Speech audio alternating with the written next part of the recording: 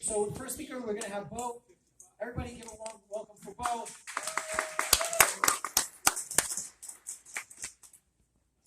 Hello, everybody in Hacker Dojo. It's great to see everybody here. And yeah, it's been a really fun experience the last few months being part of the Hacker Dojo. Been in and out of previous locations.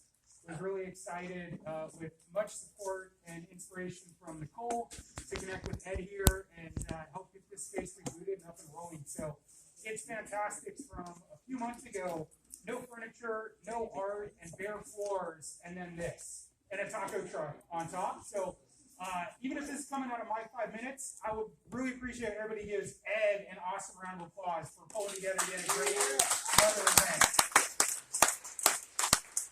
And yeah, lightning talks, one of my freaking favorites. And I'm going to talk about amateur radio. And there's one time a year called Field Day. It happens the last full weekend of every June. The last couple of years is everything. It's been all over the place. So this is really kind of the first year it's come back. And I was at a week-long hacker camp called Tour Camp. Anybody thinking of going to Tour Camp, knows Tour Camp, please come and talk to me when we're all done talking. It's coming up in a couple of weeks again. But nonetheless, on the amateur radio, there's over 1,000 stations in the U.S. that are set up right now talking on the radio to each other. Oh, thank you. 1, 2, 3, how's that for volume? Okay, I think that helps. And so all these radio stations, we're all using amateur radio and talking to each other. So out front, I have a couple of radios set up. But long and short, you too could be a licensed amateur radio operator with your own call sign. Mine, as you will hear over and over and over again if you hang out at the dojo enough, is Kilo 6 Echo Alpha Uniform, also known as K6 EAU, also known as a vanity sign that helps you learn how to spell my name. But with that, I can talk to people in the Bay Area, I can talk to people on the East Coast, and talk to people around the world. It's a lot of fun. We're looking forward to making it more a part of the space and set up an ongoing station here, probably in the electronics room. But if you all come out in the driveway after the talks, I have a station, can do some demos there and potentially talk to folks. And also, we have something called a Get on the Air station. So you can come and push the button and talk on the radio, and you don't need a license, and it's all totally legit. So it's also called third-party traffic, and we'll look to make that kind of a regular thing here as well. Also super excited about balloons and amateur radio. You can check that out.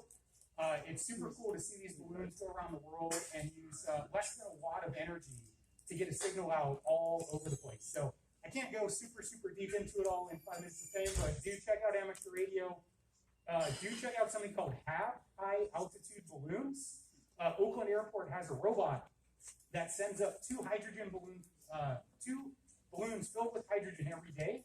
They go up over 100,000 feet and pop, and then they free fall back to Earth. I found the last one over in the East Bay, and you get an STM32 microcontroller, a GPS receiver, a radio transceiver, some weather sensors, and 2 AA lithium-ion energy batteries, which are currently powering my Xbox controller at home. And like, I just got to think I'm a better player when I'm using batteries that fell to Earth from over 100,000 feet. And with all of that, you can get what's hated far and wide by the community, a Baofeng Chinese radio for like 20 or 30 bucks, and get started. And if you want to become an amateur radio operator, you study online, you pass, you take multiple choice questionnaire, 35 questions, you get 80% right, you're done for 10 years. You don't have to know Morse code or anything else like that. Plenty of us will help you study, and I think it's something that we'll do here as well from time to time. So that's what I'm here to talk about, and we'll be doing some more in the driveway, and look forward to doing more here. What's it all about? All sorts of things. A lot of people like it for prepping and disaster radio.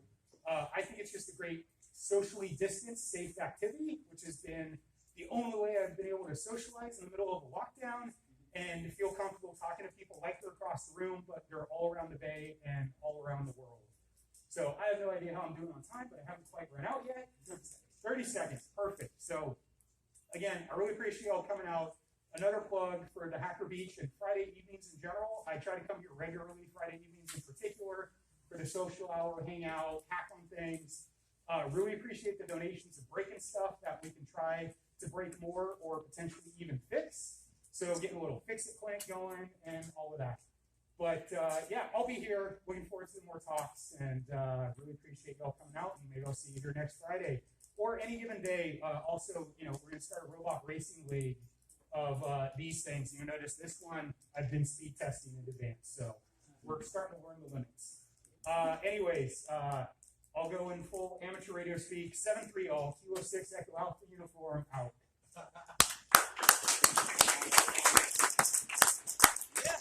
Thank you both. All right, Steven. Next up, Steven.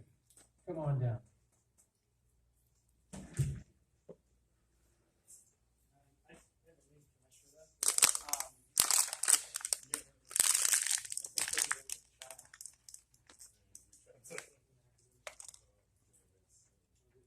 So, by the way, we are having Hacker Beach 2.0 July 1st at 5:30. It's a simulated beach in the front. It's kind of fun. It's very social. The laptops are way around. It's cool. Definitely come by.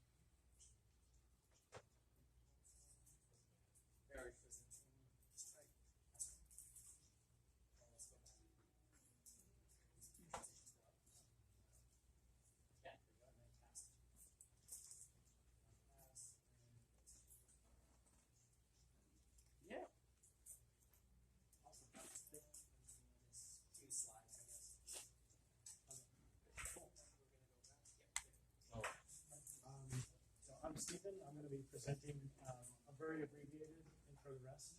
Next speak close to the mic. All right. So REST has a few goals. There's correctness as a primary goal of the language. Everything kind of derives from that. Safe concurrency as well, part of that. And it's also very fast. You're back here. Okay. Right.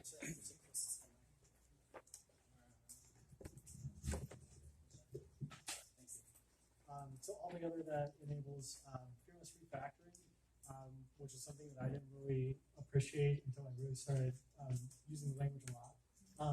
The thing that a lot of people have trouble with is lifetimes, so I'm going to really quickly try to give an intro to that to address the big scary thing. Next.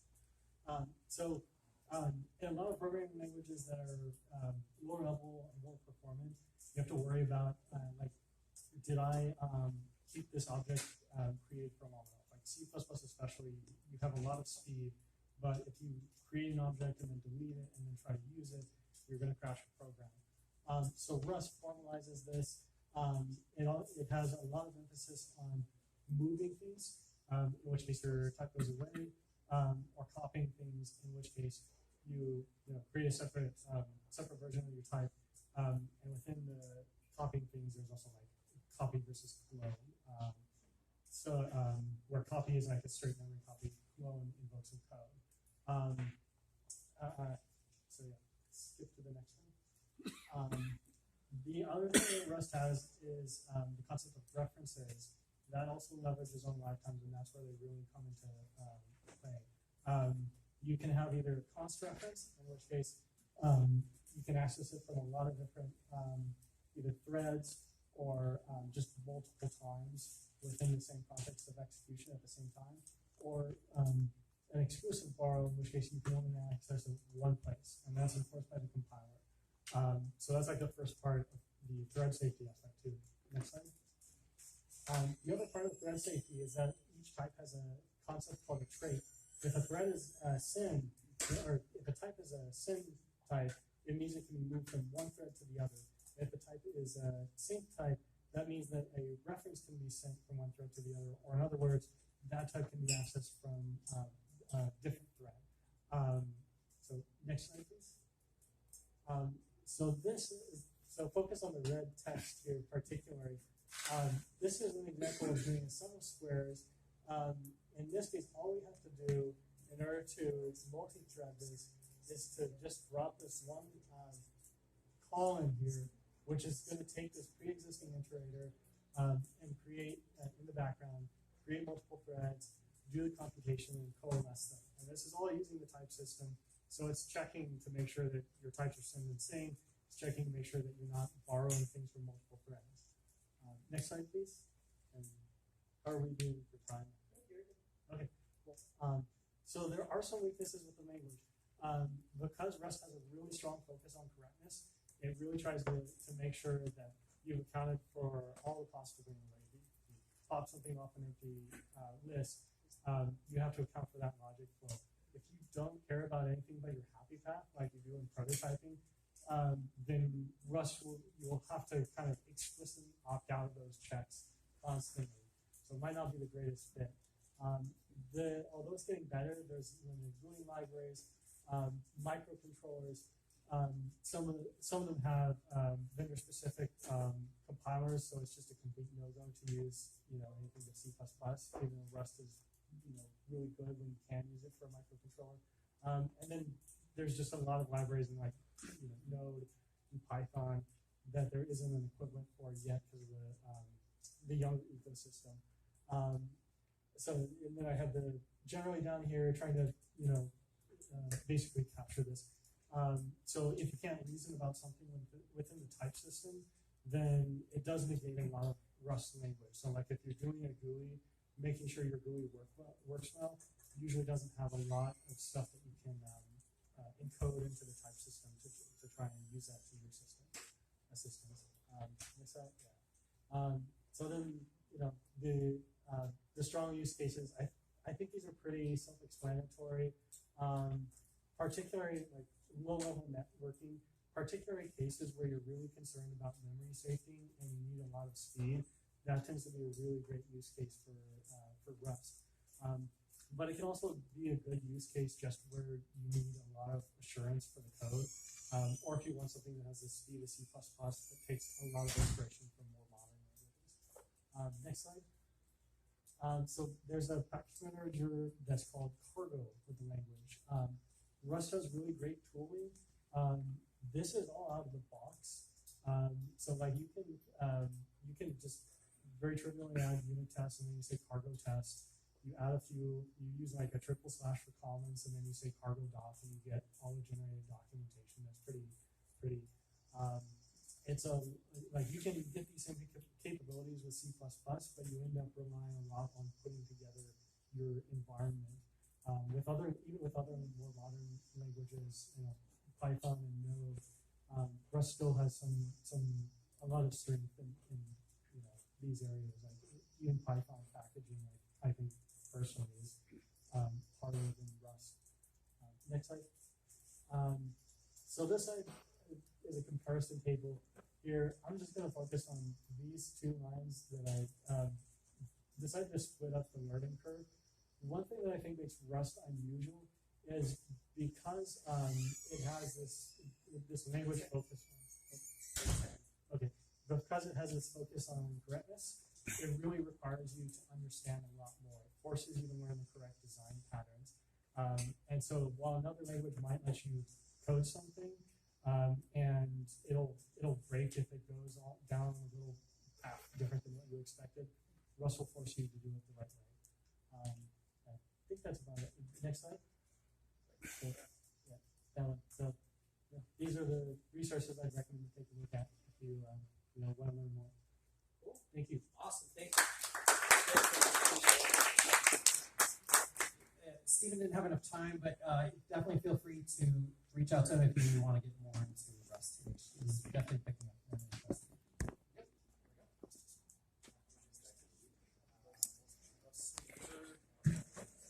Is it him or is it coming back? No, she said it's coming.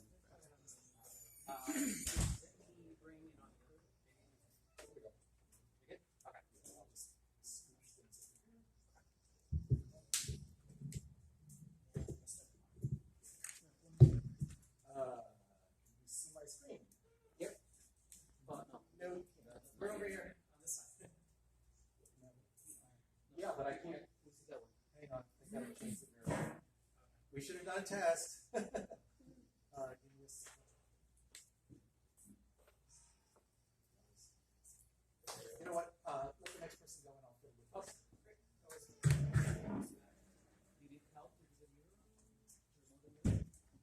Okay, we all have Jorge.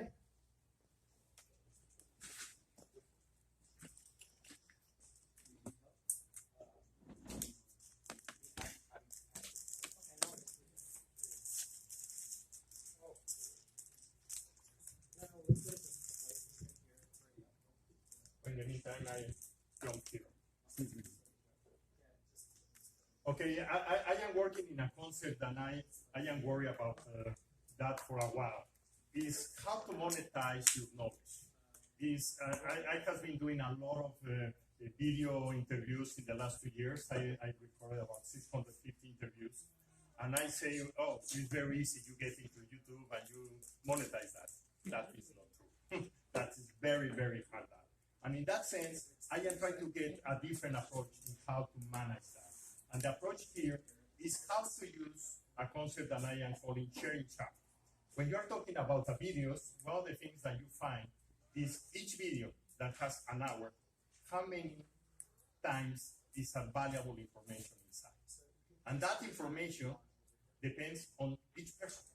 It's not an easy thing because each person has a different need to listen or watch a video, and they have a problem. One of the things I am trying to do is how to discover the value within one video, in a sense, and say, okay, I want to see how it sounds. And the way I am doing that is inviting people to say, okay, I'm going to put some bag of money using crypto coins in a way that say, okay, whoever wants to help me to discover what is the value in each video, please help me to discover special segments. A segment could be a minute, a 2 minutes, a 3 minutes. And the next step, after you discover that value within the video, is tell me why it's valuable for you. And from there, I am trying to generate a way, in discover that value, in generate a way to monetize that discoveries in a way that would be tremendous easy. That if you find within the video the value, is you share that information with people, having several people talking about that, it start to give me that this is more valuable, this segment, if the 10 or 100 people see the videos, what happens? If I found 20 repetitions or 20 times that people see that segment and they have very good discoveries, I am going to be able to generate some kind of summaries, and that summaries help me to reduce than to say, okay, you want to learn about the subject, it's easier, but first and all, I need to get the motivation why you need to see that videos. Otherwise, how many of you really watch more than a minute of videos? If you see in Facebook, if you see, that's one of the metrics, people that see 3 seconds or 1 minute. That's a lot. Something is how to discover that. And I am working in that process. Any ideas, any suggestions, I really would like to learn from everybody how you discover value in videos. I am inviting after this chat, I am working here in the Hacker Dojo 2 or 3 days a week and doing something. Good point. Based on your research, I wonder if you might have any suggestions on how to make your video more engaging so that people go for anything you can see in the video. That's interesting, but it's very problematic. When I did 650 videos, you say, I improved the ways to do it. You train the people that you invited. The question here is how you do with the things that you have on the side. If you look at YouTube, it's millions of videos about different things. And train the people how to make it that more engagement is, from my point of view, is a very, very much harder than try to discover the information. That is a very good point for you, but it's one of the things that I have been not able really to transform how you improve the way to do it. That sense, well? YouTube has this record of people jump forward or they replay certain section. No. So then if you allow people to replay certain section, that means that's a lot of value for them. That's interesting. A friend of mine is doing a video note maker that allow you to take a video from YouTube, mark it, and they provide a way to return to the location. That is very valuable. That's one part, but I would like really to go into the next step. It's not only to see the video, is why for you that part is important. And your feedback, that's one of my challenges, how I engage people to give me that. And the only way is to incentivize with money. Really short, really brief. What coin or chain are you doing? I am using near. Okay. Yep. Anything else? No? Thank you.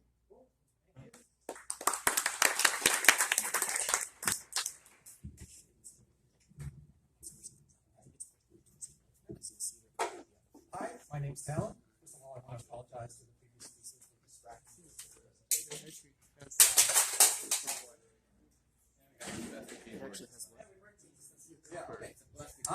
Great. All right. But So this guy's last time I was here, I talked about my game engine that I'm working on. I'm not going to talk about that today. But as you can see in this screenshot, there are a lot of surfaces and a lot of textures. Well, where did I get all those textures? Did I download them from the internet? No. One, copyright issues. Two, you really want textures that seamlessly repeat, and that's hard to find. Instead, I have been working on, one of the things about game development is you end up building a lot of tools to support the engine that you're creating. So I've been working on a tool that's a texture generator. I call it Vortex. So this is Vortex. It's a application written in TypeScript. It's got a little bit of Rust code in it as well.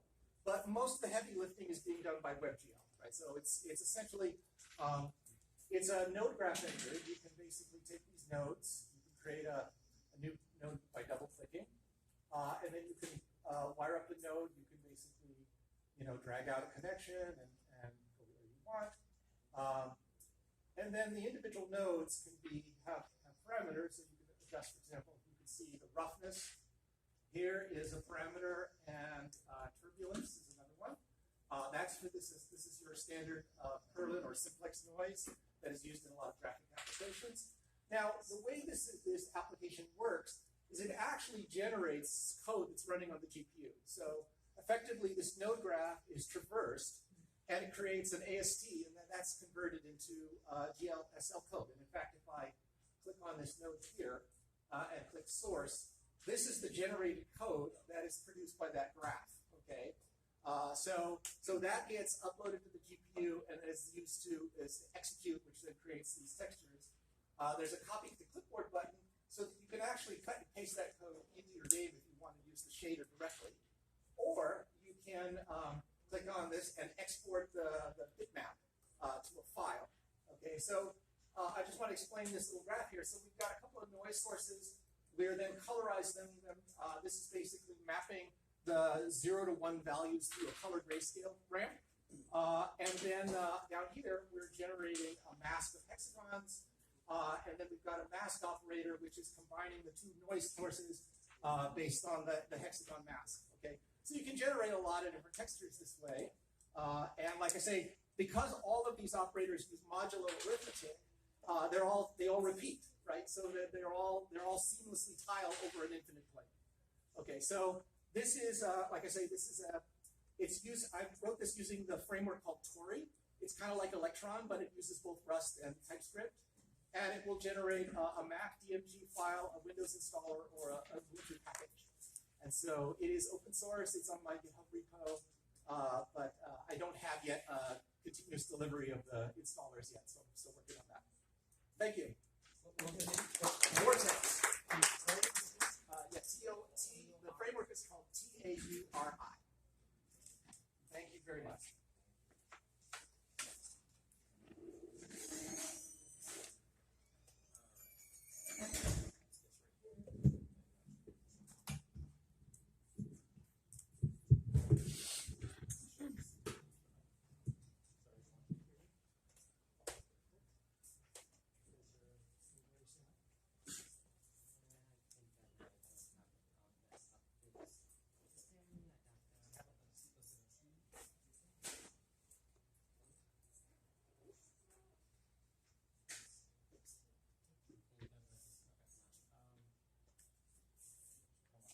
Have an HDMI adapter to USB-C?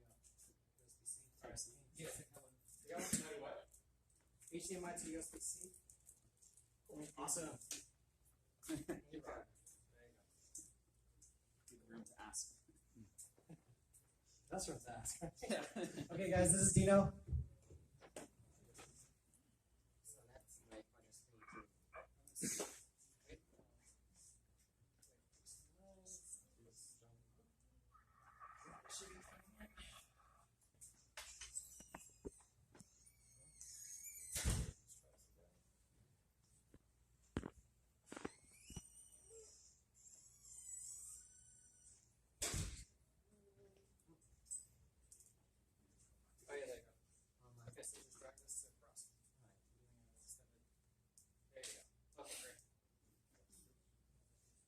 Hello everyone, my name is Dino. Now I'd like to show one of my biggest projects ever, known as EDA Simplified.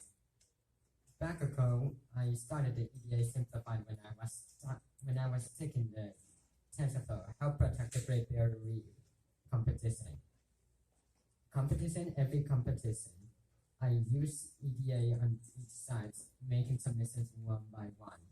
Currently, this is the screen I'm showing, known as the UWMTI image segmentation. You have to make image segmentation out of the gastrointestinal tract. And then let's get started. It included weights and biases. First of all, I use EDA all over the place, in which I use Plotly, Matplotlib, and Seaborn.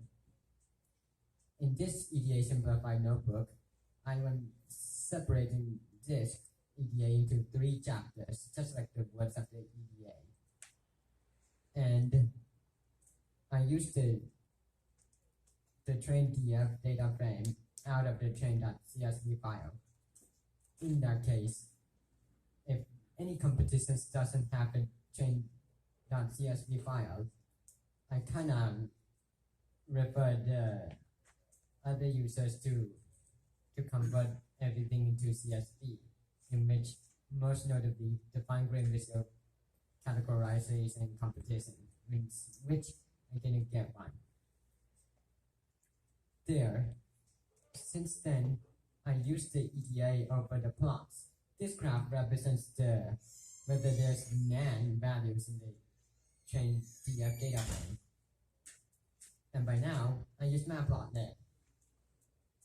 And next, if I scroll down, I use Seaborn for this, and Plotly on the other side of it, which you have to get in the next, sometimes after me scrolling down. So this is how I got Plotly. And you all know that this is made out of Plotly. I learned this when I was at the first feedback prize competition. And next, after scrolling down, you might see the visual gastrointestinal tract shown here. And then you might see the mask just in a bit. Oh, there it is. The mask right over here. And in this competition, I use EDA on weights and biases, known as 1B. If I scroll down and click display weights and bias run, you'll see that there was a tract in which the weights and biases track down it. And most notably, at the end of the EDA, I set up a conclusion saying that we just did EDA and we're going to do furthermore. And for the EDA, I'm attempting to do creative one, such as the EDA Simplified feedback prize, effectiveness, and UpMap plus HPA, hacking the human body. So I hope you would enjoy the presentation, as many more will come into my notebook things. So stay tuned for more for EDA Simplified. Thank you.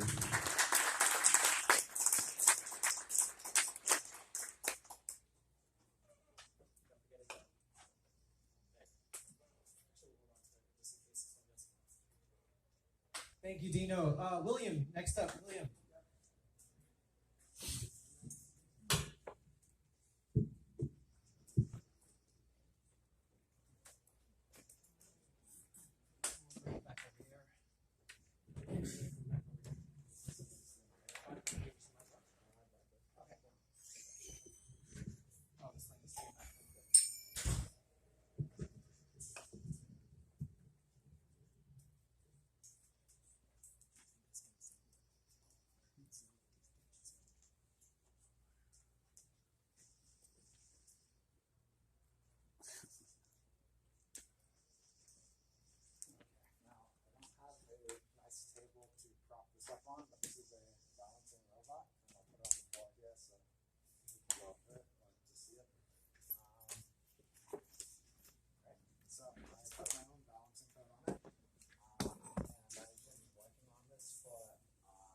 Are you talking to the mic so everyone in the back can hear you? You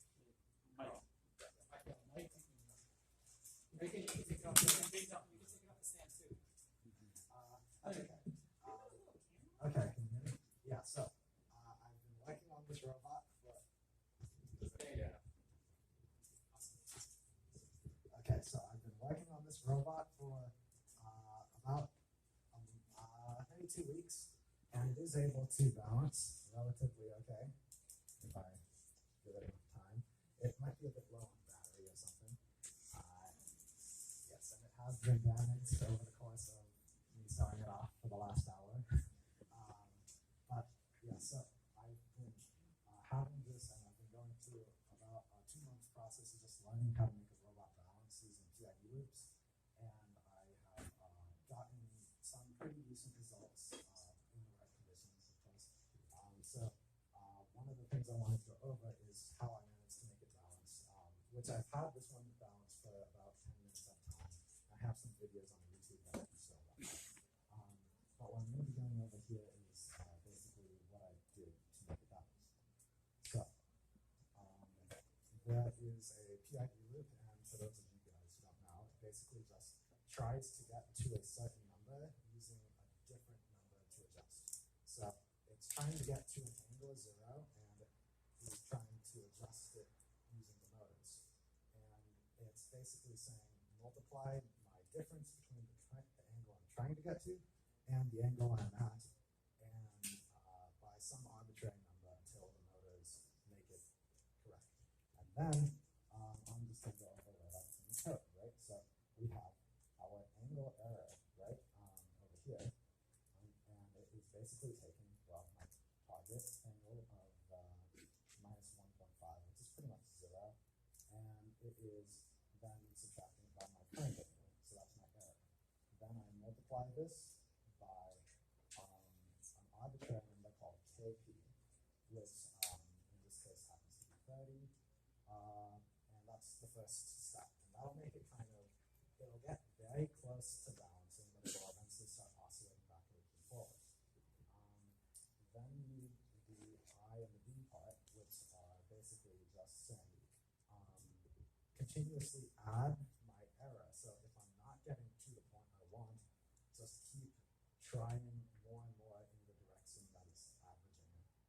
And then there's the last one, which is derivative, and this is basically saying if I'm getting to that point too easily, and you will find K here. So it's basically saying if I'm getting to my angle very quickly, you should slow down because I'm getting there too much and I'm going to overshoot. So those are basically the things that you need to get a basic balancing robot. But what ends up happening is you will usually need a second PID loop to keep the speed in check. Otherwise, it'll start running away. So it'll balance, it'll have an angle of 0, but it'll constantly move forward or backwards. So that's where I end up doing a second PID loop around here. And I think this is actually a kind of a unique thing. And most of the time when you're trying to do a speed PID, you will take the rotation on the motors using an encoder typically, which will just kind of count how much degrees your wheels are turning.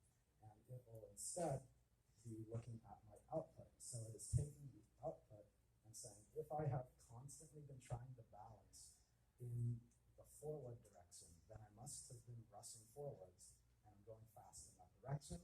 So try and go where I'm kind of wobbling forwards and backwards more. And you will see this right here.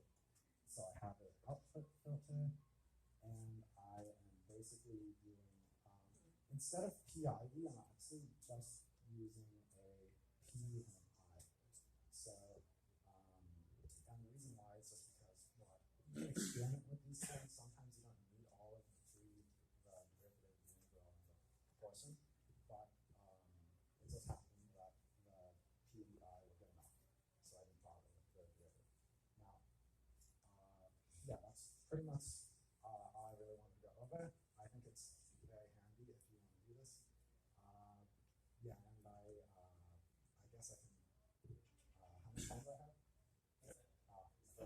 Yeah. Okay. Well, that's gonna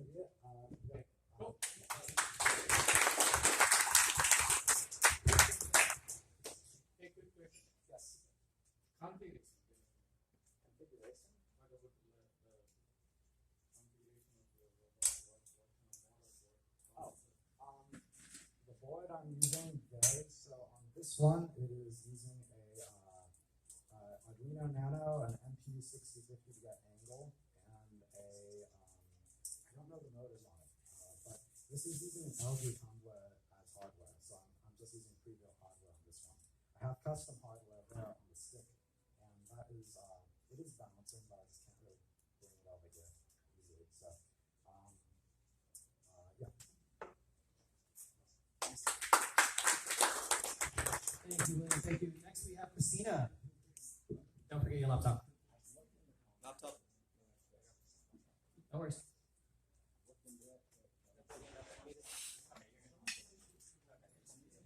Hi, I'm Christina, and I'm happy to be here. And I have a background in publicity and marketing and content writing and communications.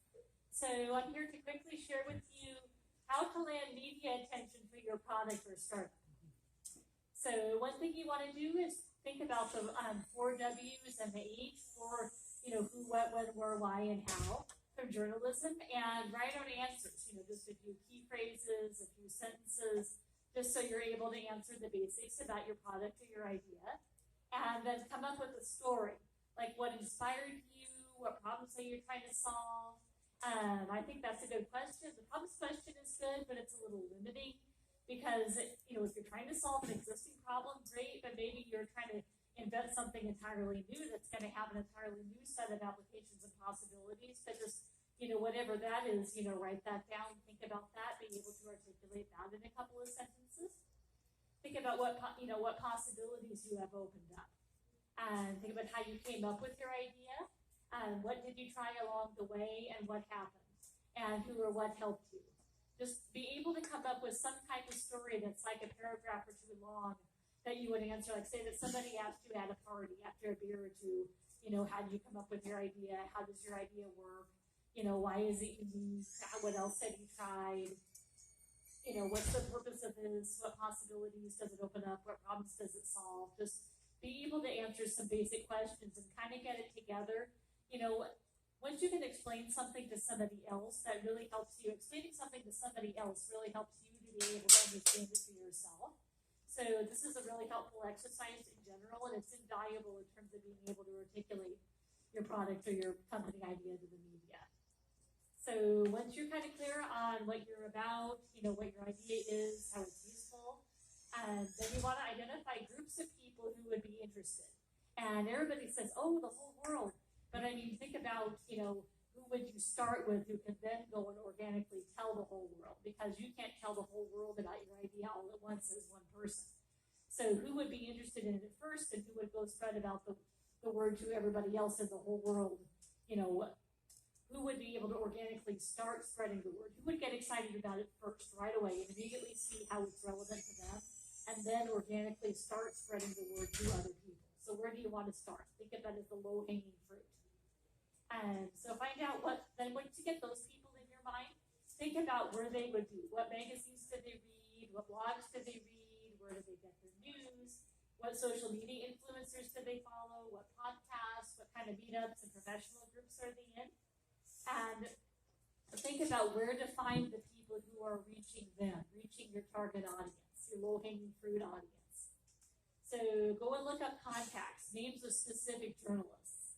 Something more specific than the New York Times and the Wall Street Journal and TechCrunch. Think about which reporters, which names, which freelance writers, which syndicated writers, by name, and then why do you want to reach those people? Do they tend to write a lot about tech? Have they written some articles about ideas similar to yours? And you created the next best something, and then they're writing about something that is, you had just approved upon something they'd already written about.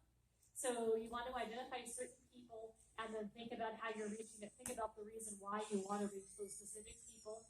Find them by name, and then you want to look into contact information and how those people want to be contacted. So, seek them out on Twitter, on Instagram, blogs, Medium.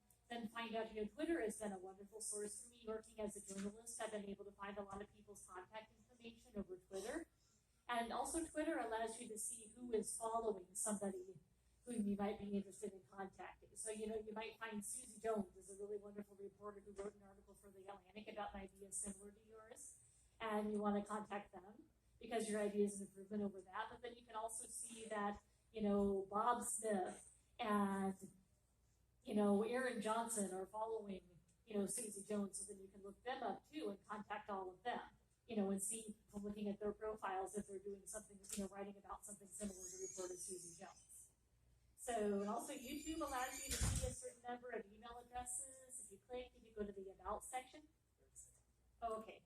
So yeah, see who's following people, look at Medium, find contributors to Medium blogs. So email them 3 paragraphs: introduction, who, what, when, where, why, how, and then something about them, why you chose them in particular, and how your story can benefit them by giving them some useful content to share. Then a quote about what makes you useful or interesting, and a request for what you would like: an interview, review, guest post, and then thanks and contact info. So really brief, short email contacting specific people by name the way that they have said they want to be contacted. So you gotta, in conclusion, you need to stay relevant, think about a partnership, how you benefit them, keep going, keep contacting different people. Process could take months to a year, even more. It's like evolution. Keep going in a certain way, keep writing different kinds of emails, framing your pitch a certain way, see what works, keep going with what works. So just hang in there and keep trying, and good luck. And I'm available if people want to talk to me afterwards. Thank you.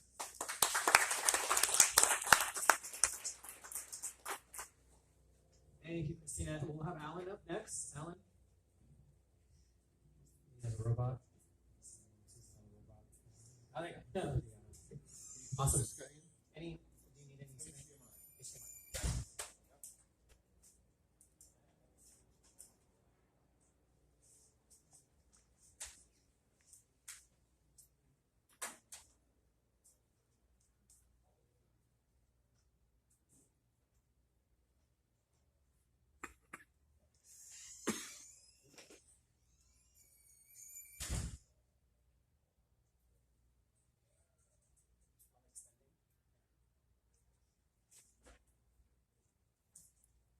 Sorry.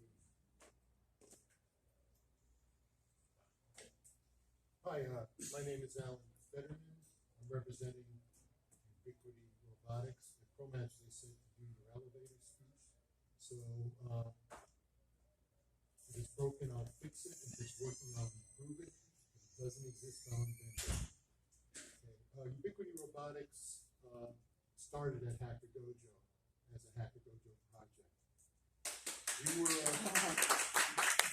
group of guys, mostly from Homebrew Robotics, and we wanted to build robots. We wanted to build robots that could do useful work around the house, but we did not have a platform that could do that. We wanted something that had payload, intelligence, sensors, and the ability to actually do things like move something more than a can of beer from the refrigerator to the living room. I wanted to be able to open doors and go into the next room. I wanted to be able to pick up a vacuum cleaner. I wanted Rosie from the Jetsons, but we didn't have it. We needed a platform that had the basic capabilities to fulfill our dreams. It didn't exist, so we decided to build it. And we started out by doing incremental challenges. So first, can we get a robot to go to navigate to a cone? Then can we actually have a robot that can sense its environment? How do we actually navigate? Fortunately, during this time, around 2007, Willow Garage started with a software project called ROS, Robot Operating Application Framework. So it's shareware. One of the goals is that we wanted to make this cheap so it could be affordable. And our first step was to develop a development platform called Magni. So Magni costs around $500 to build. We sell it for $2,000, and it's used by developers to build successful projects. One of them is called Dusty Robotics. They use a robot to physically draw the plans of a building on the floor with like a giant jet. They use 2 of our platforms to develop their first prototype, get their seed funding. They recently got their second round of funding. They're now nationwide. They're in all the states in the Midwest and Hawaii. Very successful. But unless they had a basic platform that could do the payload, they would have been set back 6 or 7 months. So that's successful. Now we are now branching out to where we're doing commercial products and consulting. Most of our stuff is outsourced, and most of our development is now done in Slovenia. And unfortunately, David Crawley, who's our founder, was supposed to be here but couldn't make it. So I'll show you what we're up to now, if I can find my buttons.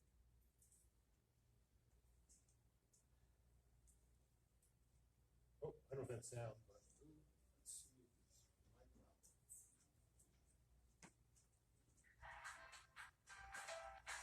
Sorry.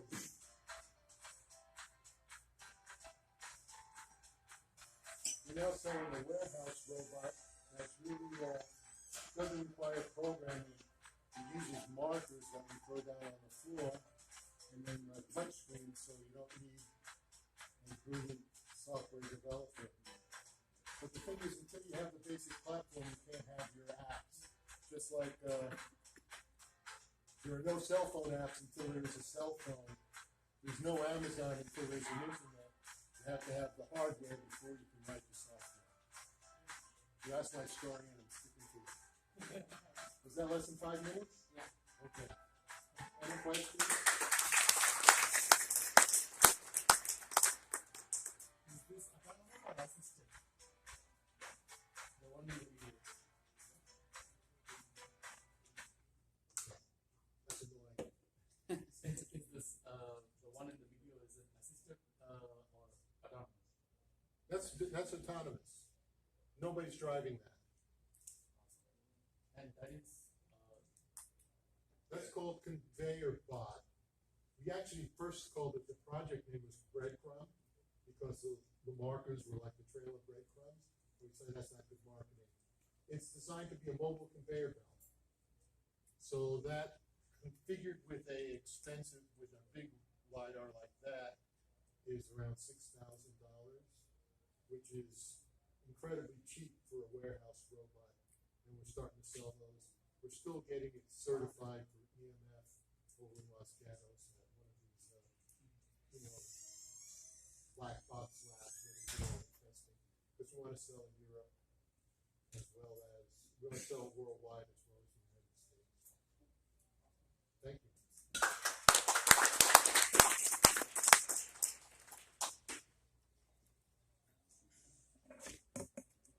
Okay, next on the list we have Ibuka. I don't see Ibuka. I think he skipped out. It's totally fine. Camille, next up. Camille, you need to smile. Okay.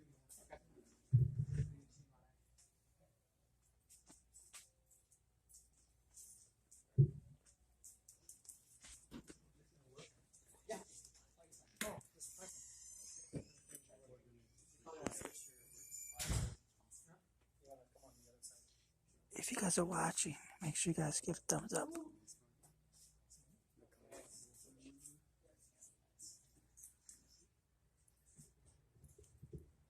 Hi, everyone. Hi. I'm going to present a project that I started, I think, about 5 or 6 hours ago. So I made this all at this event.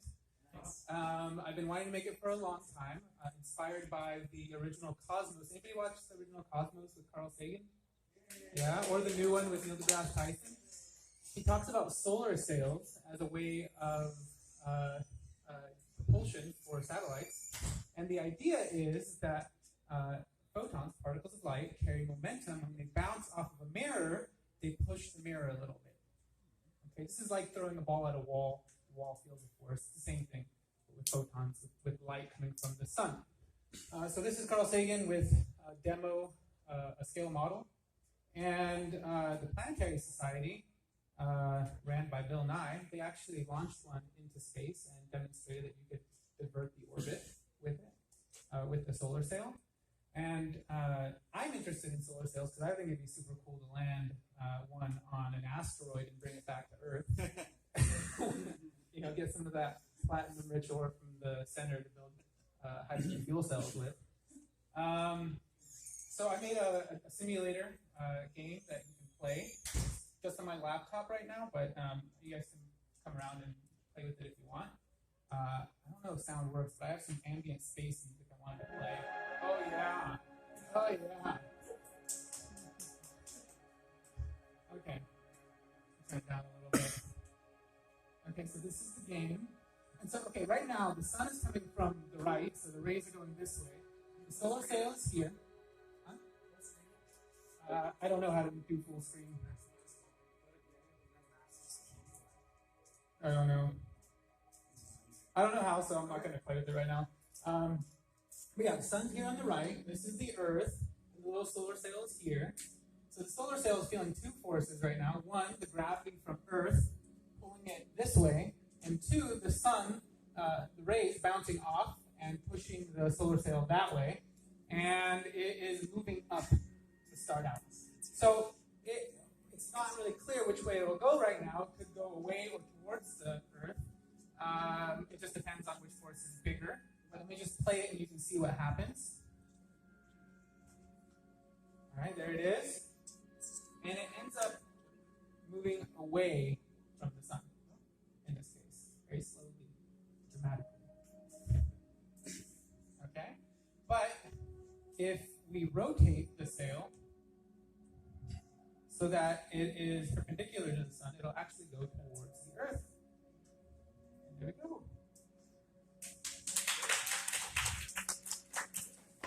So yeah, that's it. And it doesn't go through the Earth. In later versions, it'll stop. It collides with the Earth. And I have a mailing list. If anybody wants to play this when I put it online, or if I get enough interest, I'll build out levels. For instance, like you could start a solar sail around Earth, and then how do you get it to orbit around the moon, say, right? Or how do you change the orbit, make it bigger? Or how do you move it, like if you're orbiting around the sun and all the sun's rays go out, how do you get the solar sail to come closer to the sun? Turns out it's possible, but it's a little bit of a riddle how you do it. And so I'm thinking about making several levels, each getting progressively harder, where you have to figure out these puzzles. So if you're interested, go to shorturl.at/go h27 and give me your email, and I'll send you a link to the website when it's done. Cool. Thank you. Any questions? Okay. What did you build it in? I built it in Unity. Are you thinking about connecting it with community people to discuss how they're excited about? Oh. Yeah, I hadn't thought about that, but that's a great idea. There are, so I usually use Reddit for that. But if there's a community that's like particularly excited about this, then I would just create a community for that. Is the user only supposed to control like the initial position and rotation of the sail? Just the rotation of the sail. Just the rotation. Yeah, that's all you have. All right, thanks everyone.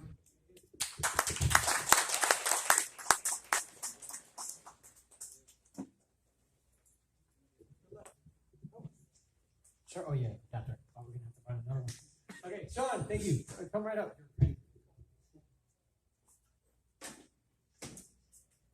Can I plug in here?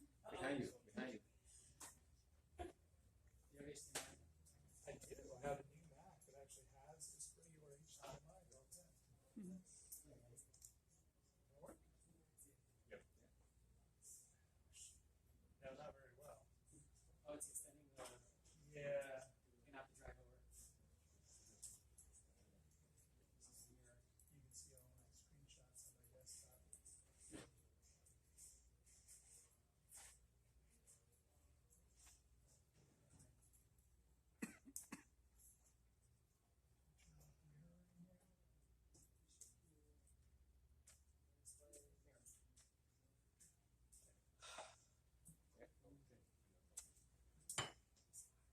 All right, so I've been working on an open source project called Bitcoin J, which is a Java library for Bitcoin. It was created in 2011 by people working at Google. Google used to have their 20%, where you could spend one day a week working on your own project. I've been working on Bitcoin J off and on for about 8 years, and I've been working on it a lot the last couple years. How many people here own Bitcoin? How many people have cried in the last month? I'm still positive for the long term. On the financial side, my advice is don't invest anything that you're afraid you might lose, that you can't afford to lose. Don't invest in any money that you can't afford to lose, and look at like a 3-year time frame, because it goes down a lot and then it usually goes back up, but there's no guarantees it's going to do it the next time. But mostly I'm interested in the technology.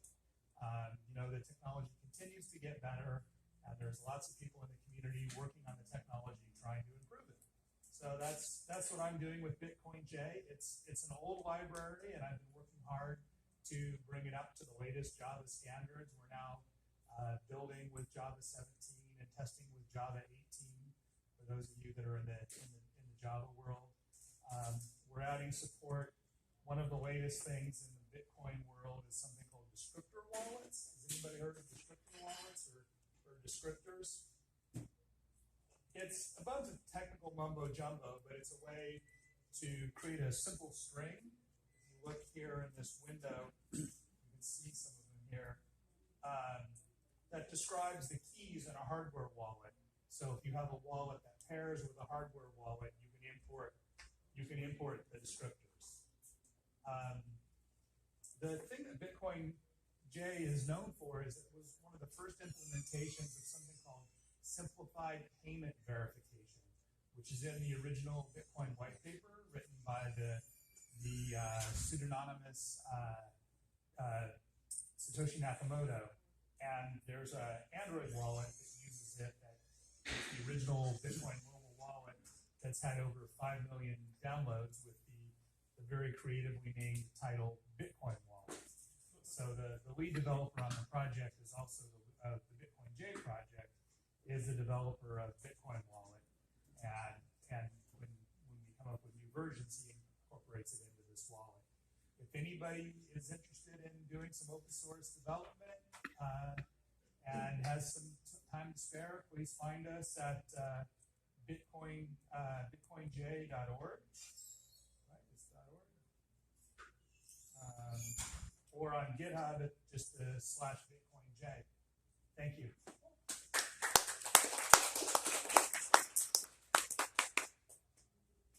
Dojo members, do you remember when it was at 5.9 at Fairchild? How much was it? We had the first ATM Bitcoin machine, right? Oh, that's right. Yeah. It was under $5. $200. Yeah. I would walk by it every day, like I don't want to get the pizza coin. I have people reach out to us all the time. Hey, I lost that receipt. Do you have any way to track that down? I get that a lot. Yeah, so unfortunate, but yeah, that's a little story. Yeah. Okay, cool. We have Hasif. Hasif, come on up.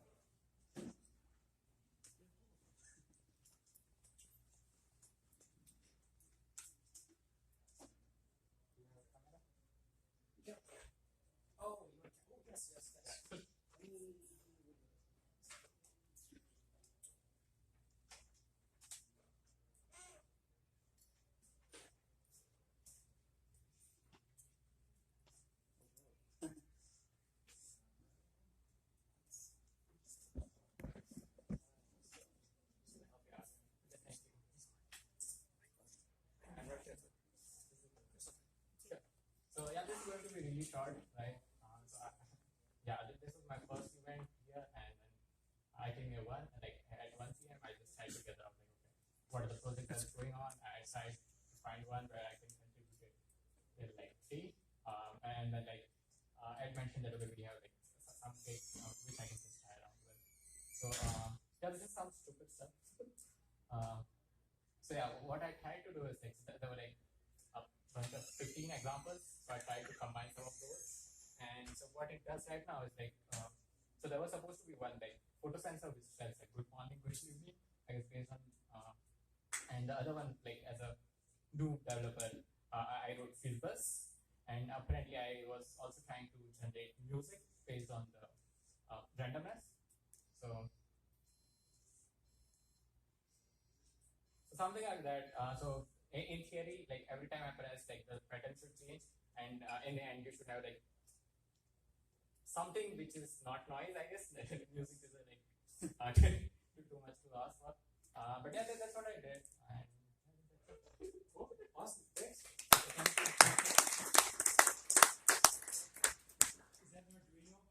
Yeah, it's an Arduino. Yeah, we just got those donations for 4 Arduino kits and like 3 SparkFun kits in the back. So if you're back there, we had those really open back. Cool. Next up, Anu. Anu. Anu. Wait, I just see him. Oh. Right on time. Banu. Anu. Going up. Last 5. Well, I'm gonna check real quick.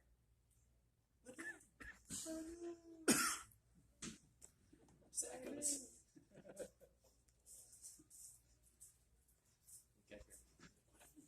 Instead of saying Wilson. Well, Wilson is available. Next up, Drum. Last 5.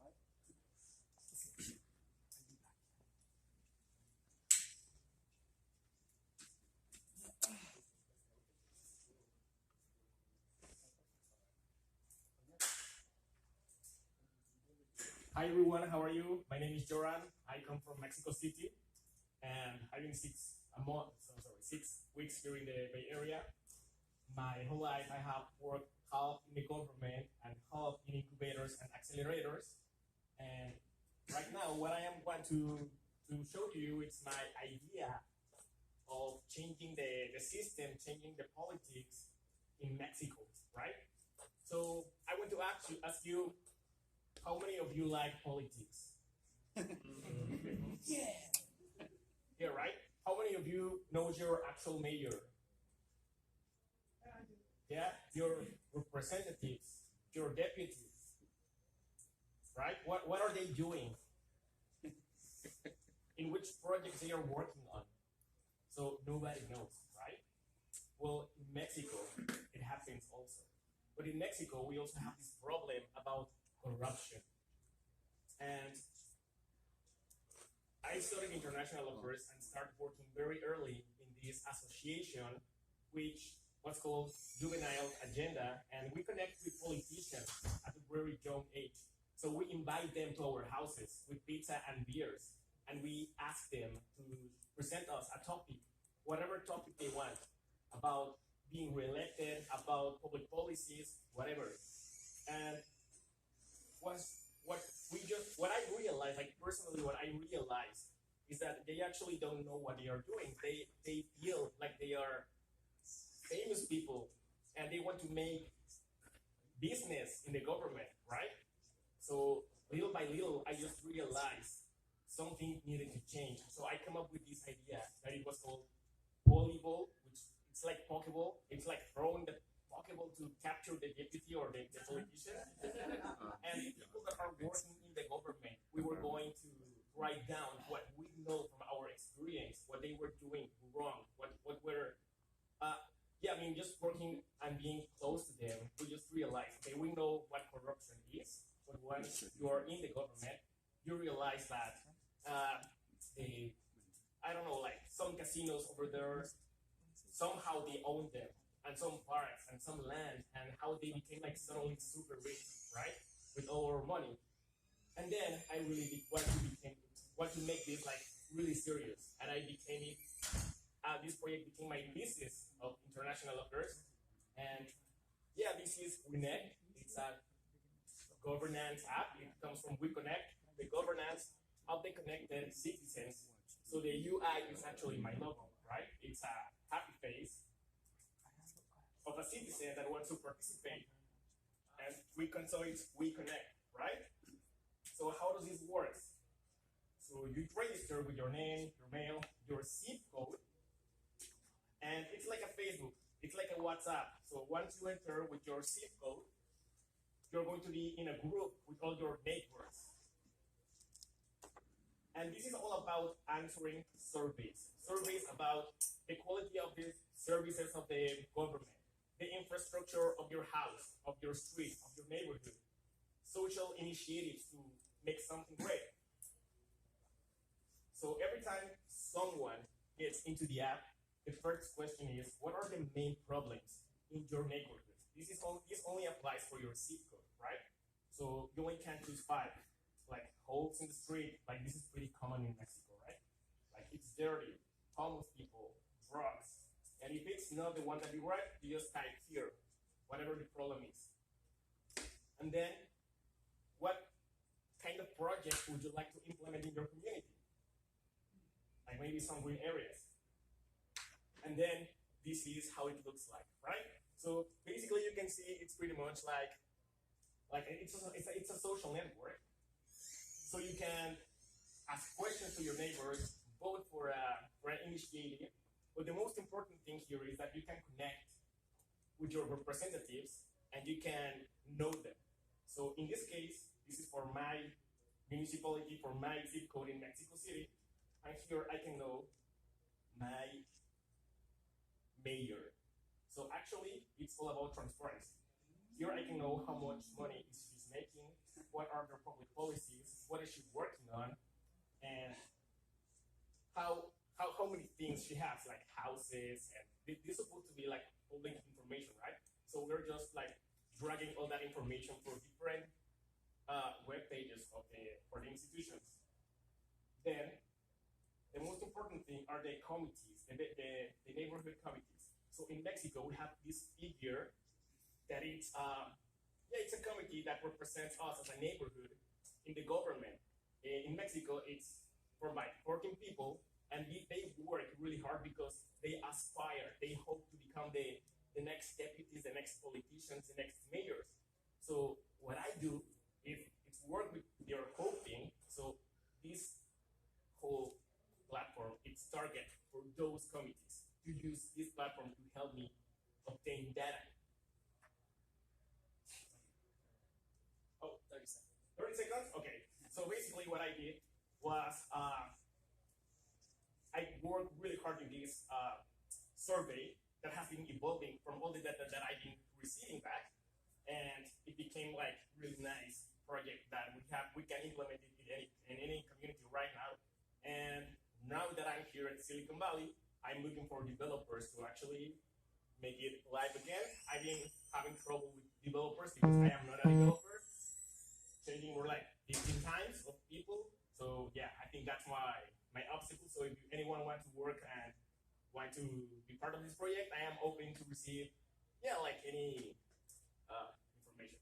What's the framework? Okay, I designed it and it's on Webflow. So it's my graphic design and Webflow framework. Yeah. So it's not application, it's just it used to be alive, but because I don't know how to maintain it, I killed it, right? But yeah, I hope to make it live again. Thank you. Okay, next up we have Samuel. Good for me, I thought that was live. That's it, that looks good. That was a lot of information. Yeah, that was good. Yeah.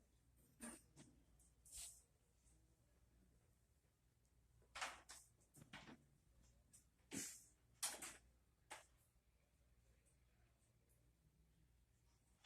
give me one moment here.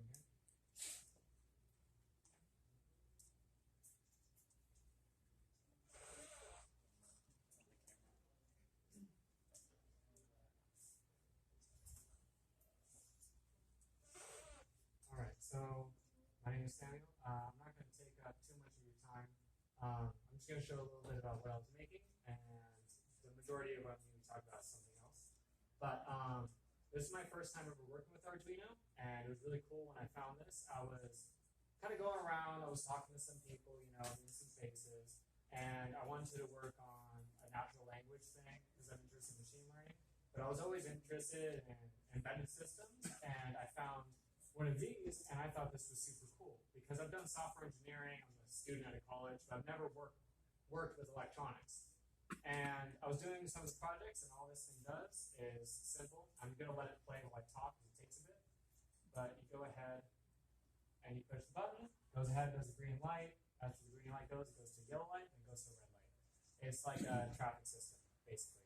But the thing that I wanted to say was, as I was learning with this, it was really cool because I was talking to a lot of people, and I was getting some advice and stuff like that, a lot of help figuring out what's positive and what's negative, and why a light doesn't turn on. And that was really cool. And also just trying to learn, like, the stuff I didn't really even think about, like how these resistors and colors and what they mean, and how to tell, like, how many ohms it can take and stuff like that. That was really cool to learn. But especially, this is my first time here at a Hacker Dojo, and I actually drove here this morning since 5 a.m. all the way from LA.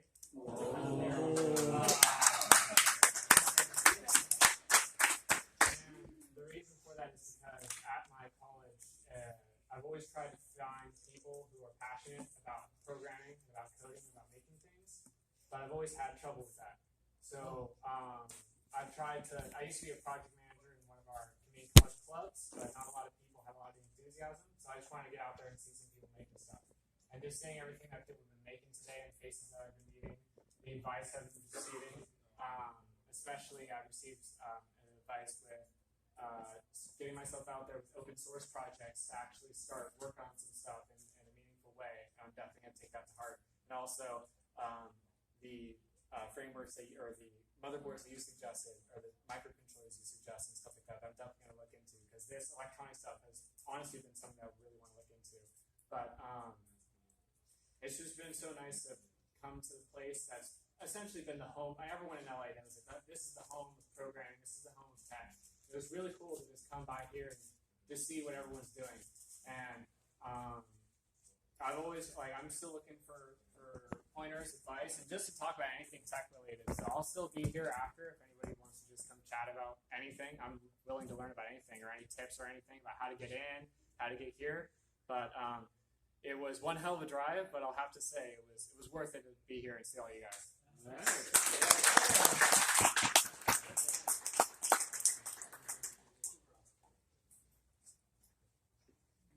Very cool. Aditya? Oh, Aditya, come on up.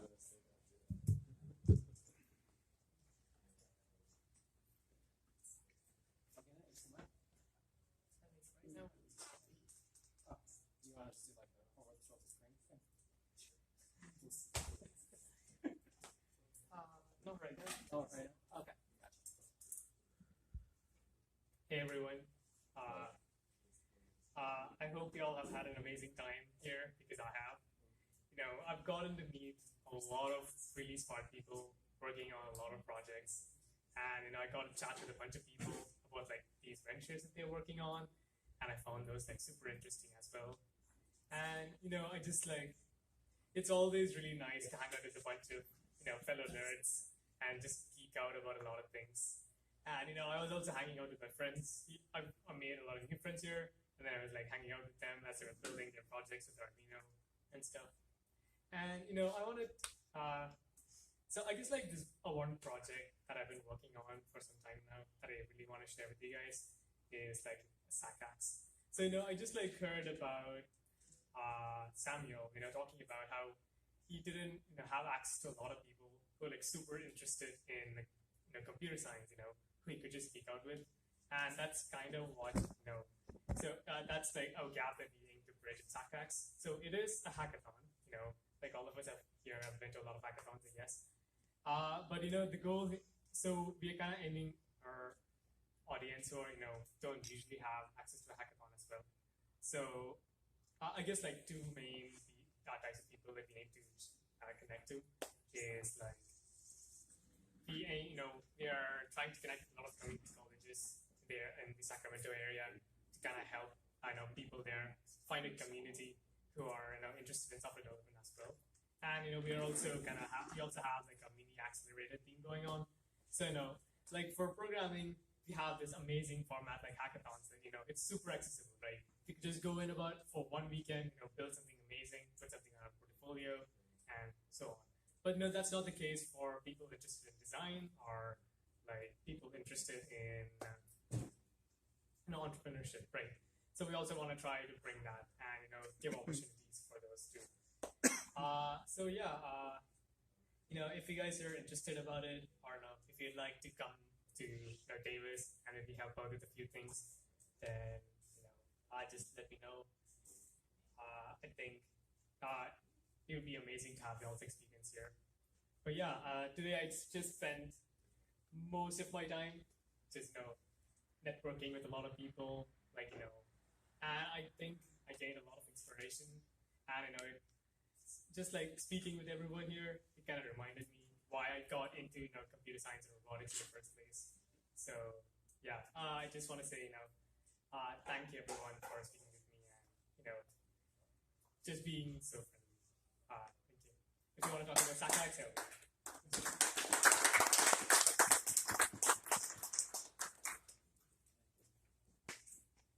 Okay, next up we have Dev Ken.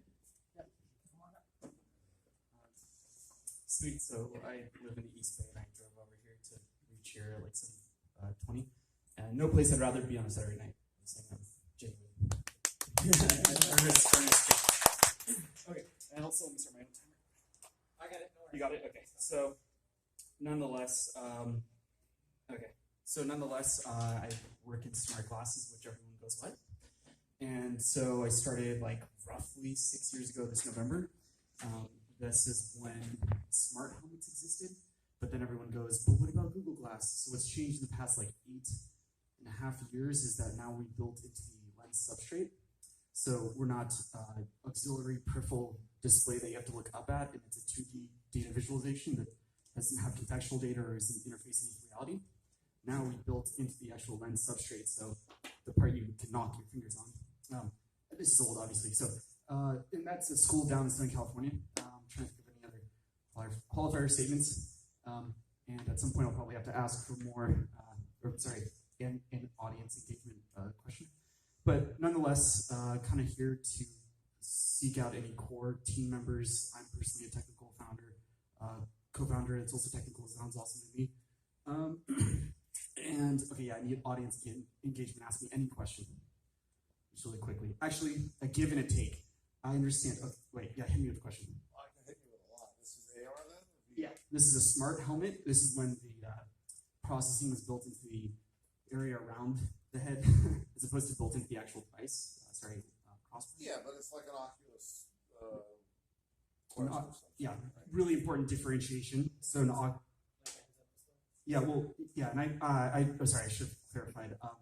I know full stack photonics. I've been working on this for 6 years. So full stack photonics, and then I started in software. The difference is Oculus is a tiny TV strapped to your face that doesn't hurt your head.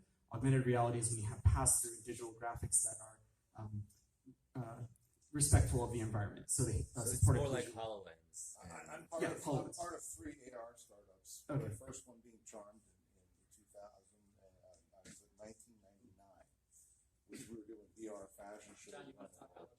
Anyway, no, I don't want to go into it, but I'm just saying, so I'm quite familiar with the space. The latest one was Pure, which just won Best of CES 2022. Right. For AR. Okay. Ridiculously simple tech. Painfully. Yeah. I gotta get back to so this. I'd love to learn more about it. Yeah, absolutely. Sorry, question back over. Yeah. Oh no, we got it down. There's just a lot more to this. I could just show you on my phone.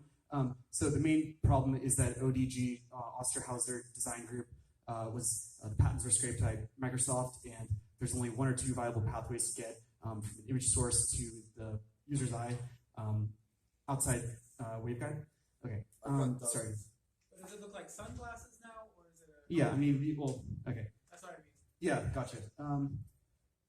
April 20th, 2021, we got our first prototypes done. End of this month, we'll have our first device done and ready. And gosh, I feel like I'm skipping over so much.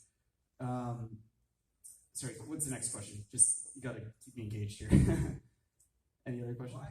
Well, I just don't want to know what it looks like. Is it big? Yeah. Or is it small? Like I walk around the street and wear it? And Yeah, I'll just show you.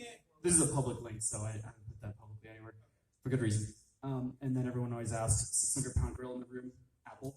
And so we forecast that we'll just end up pivoting to a software on the Apple Glass store, because at the end of the day, what is hardware other than a vessel for the liquid of software? So we have like a very we have a bull case for the technology, because it's like Drake's song, "Nice for what? Augmented reality for what?" You have to have that solved. Okay, down to the last minute here. And where did I start? I originally was in the boosted board era, building electric skateboards, and then went to Shenzhen and cut my teeth in supply chain, and then just made those connections. And so where am I going after this? Neural interfaces. And I continue look at that as a serial order. So I do believe you could get a tech system going where you have your mobility, you have the broadcasting of the image, and then the interpretation or input from the mind, right? So you could just like parallel that. Okay, so yeah, and yeah, so the ask and the give. So that's the ask, and now the give is I understand nerves. We can talk about neural radiance fields or planoxels or convex optimization when it comes down to indexing, and FHE, which is fully homomorphic encryption when it comes to encryption, and hopefully that's the reciprocal. If anyone wants to talk about that, or if anyone's interested in any of this, okay. That's it.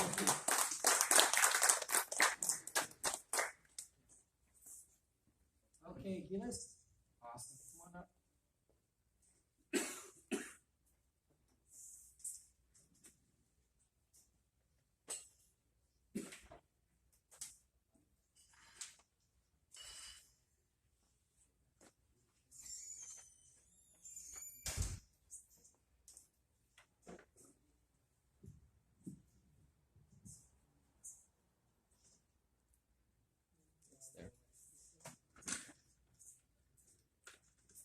Okay, hello everyone.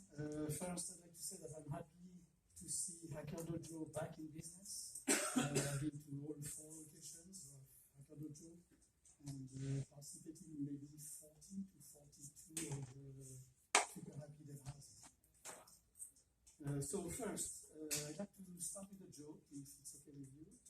As you can tell, I'm from Texas, so I'm always interested by the English language. A train station is where the train stops. A bus station is where the bus stops. And on my desk, I have a workstation.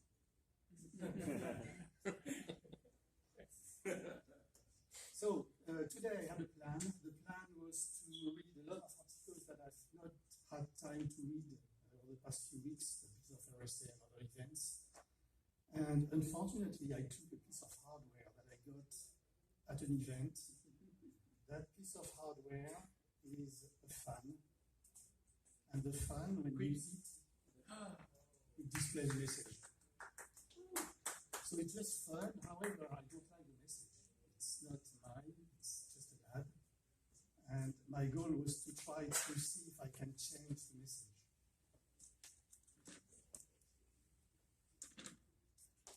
So, what I found is that on the side, there's a small USB connection. And I had no idea if I can do anything with it, so I searched online, tried to find any information. I couldn't find anything, so I just opened it. Inside, and that's the back. So in fact, I opened everything just to find that all the electronic circuit was inside the bubble here. If you plug this out, and if you pull, in fact, that's it. You have a small circuit and the LEDs on a flexible PCB. Taking a picture, I was able to find a reference here on that circuit, and that's a piece of memory. It's 1K byte, and that's where the text is stored. Still looking online, I found some of the information about this circuit, and I found something that is really interesting. Someone already did that before me, of course. And they created a small program using Arduino. So they connected some of the, in fact all of them, the 4 pins of the USB connection, so no USB, collected it, they found that it was a nice way of seeing communication between the outside and these guys. And they wrote a small program to be able to write it. So I did not have a USB cable that I could cut today, but that's something that I'm going to do tomorrow. So yeah. Cut it, connect it to an Arduino, and then change the program, change the text inside, and display just whatever I want. So that was my day. Any questions? That's really good.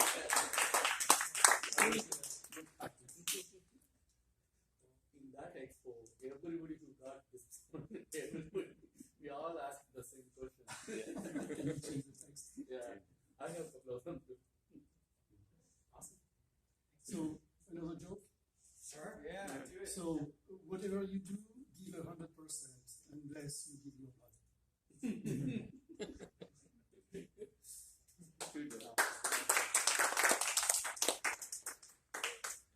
Okay, last speaker we have up is Ganesh. And I think we preloaded Ganesh's presentation with the scanning QR code. So I'll play. Hey, if you want to participate, you can please scan this QR code and log into the system. So we can just do something in a collaborative way. And something like a web metaverse. Just take a photo if you don't want to do it. Okay.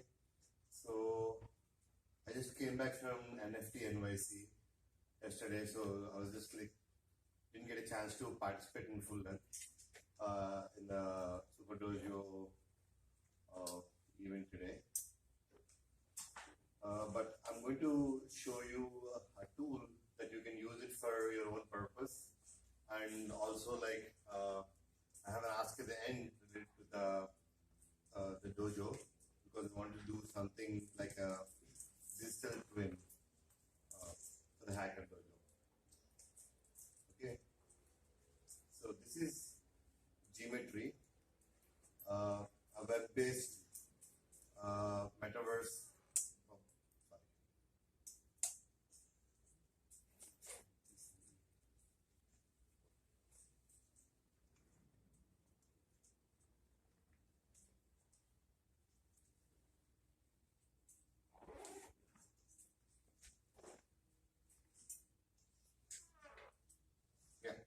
Web-based metaverse, and this is the first time like we have these many people. So we can call from here or like send an emoji, and basically this can be used in like employee onboarding experiences or like a digital twin for a place like a co-working space like this, which has already have a community and it has already e-commerce plugins. So if you are posting anything on your Shopify website, you can connect to this one. And the goal is this kind of experiences. I don't know when was the last time I spent like more than 2 minutes on a website. And experiences like this, like on average, like people are spending 9 to 12 minutes on this kind of experience, and we can make it like in-play experiences which are very interactive.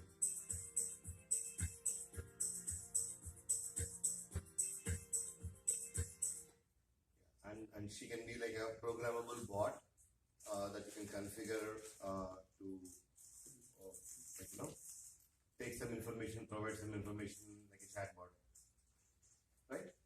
So let's go to the one more kind of experience. So today we need like more metaverse related use cases. Right, this is like a 360 shopping experience, like where you can click on an item. You can click on a model as well.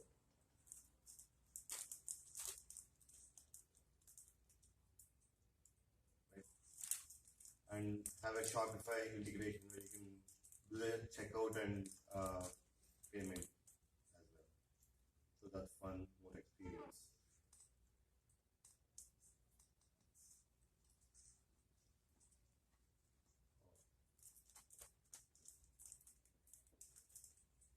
So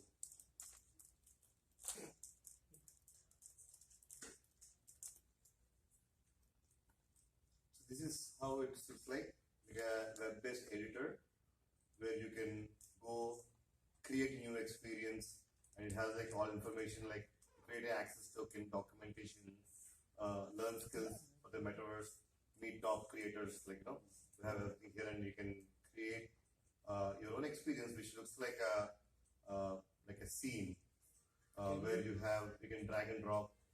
Sorry.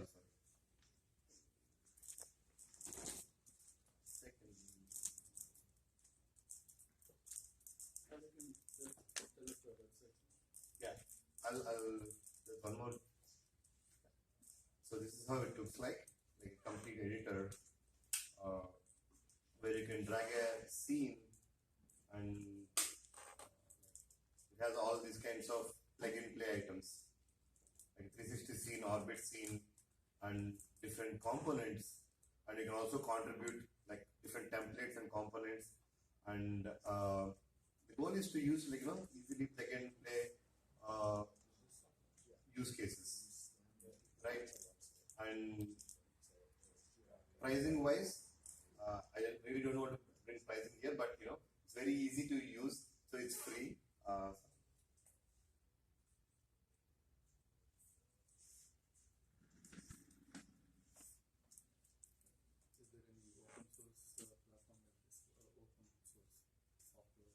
Yes. Yeah, they have an open source metaverse server, so it's like free for the first 500 views and 1 GB storage and 3 team players they can collaborate and build. These kinds of tools are available now, and this is web based. This is web based. So this is an A-frame or something like this under the hood. Open3GL. Well, it's got to be OpenGL, but then there's the layers of so there's 3GS and A-frame, which is my favorite framework. So it's probably A-frame or something. Okay. I'll inquire more about that. So the ask here is we want to create a digital twin for the Hacker Dojo, and if anybody is interested, already experienced with 3D scenes and CAD/CAM tools, please reach out to me after the event. Do you tell your sign your wallet? What wallet do you use? So it's just like Web 2, nothing Web 3 is here. It's just like the Web 2 based experience.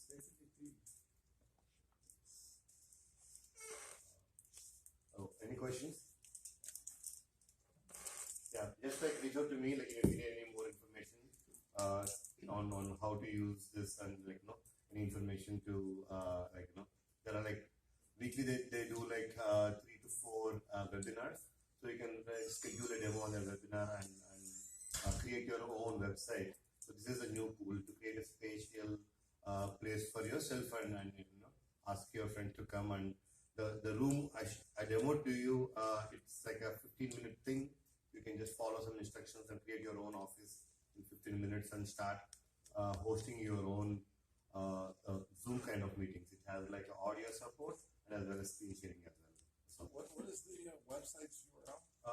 This is Geometry, geometry.com. Let me. Yeah, I tried searching for XR or whatever.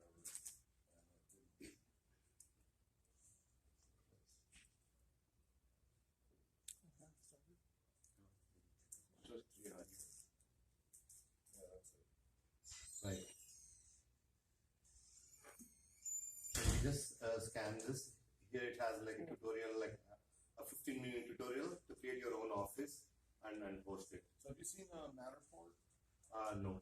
So Matterport, they're taking 3 Kinect cameras. It's a dojo startup, and scanning a room, and now they've got a VR thing, but it doesn't show up in the headset. So you can drag it on the screen and rotate it, but it doesn't go into the immersive thing. And it's that close. Got it. And For just this one you can host it on like open in Oculus browser, and you can navigate within this one. This one. This I couldn't one. get the Oculus browser to do anything. I had to go to like the Firefox one, which worked great, but like it's like you got to go through this like whole bunch of hoops. Yeah. And thanks for giving the stage.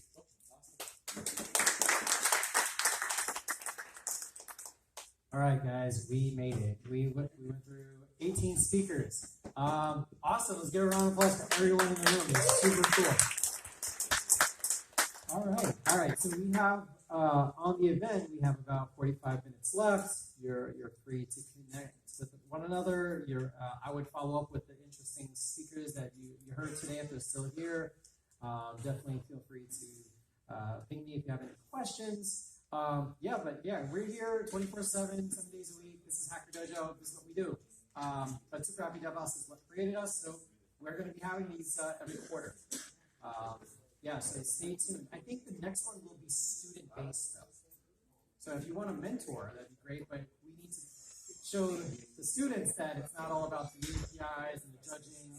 It's more about the community, right? It feels a little bit more casual. There's no mission creation in 48 hours with tons of Red Bull that you're going to, anyway. But this is where it all started, and this is what we want to keep continuing that fire, right? I thank everyone for participating today. We do have a post-mortem, which we can talk about how we can make this better. If you have ideas about how we can make this better, what worked today, what didn't work, obviously maybe testing presentations is one, right? Getting that ramped up. The food, if you like the food, what do you want in the next one? Give us feedback on how to make this better, how to make it more interactive. We tried a lot of stuff with hybrid, with the telepresence robots and having a live Zoom and having a live Discord running. If that didn't work, if you have ideas about how to make this better, we could definitely have that conversation. We do have a breakdown outside. If you want to stick around, grab a beer, relax a little bit, and then help break down the tents and the tables outside, that'd be super helpful as well. More hands, the quicker it gets done. We've had a long day, I know everyone's tired, but we probably still have some more Red Bull beer. So with that being said, thank you so much, and this concludes the presentation portion. Thank you.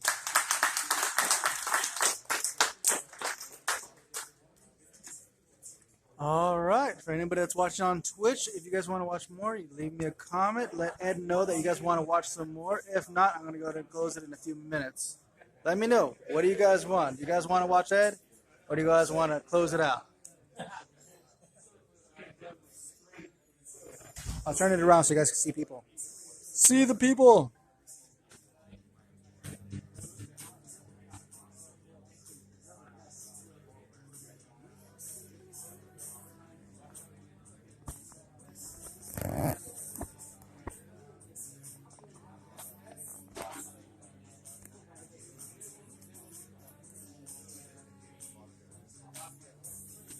Let's go show you around real quick. Hey Ed, you wanna tour us around real quick while we're live on Twitch? We got a couple of viewers. Yeah, I'm just doing a big check. A big green check. You wanna start at the entrance? I'll go around and meet you at the entrance. All right, we're gonna meet Ed at the entrance and take a tour around. It's already dark out here. All right, this is the entrance. It's dark out here. Let's see, where is Ed?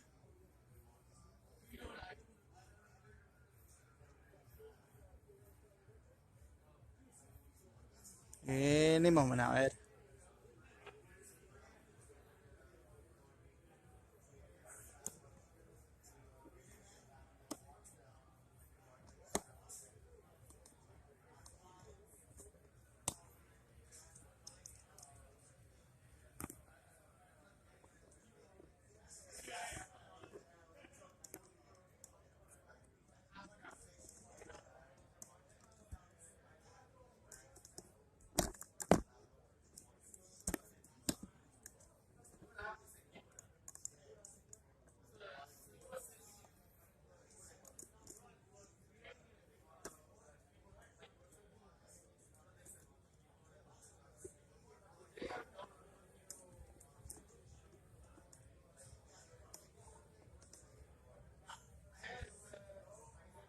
There he is.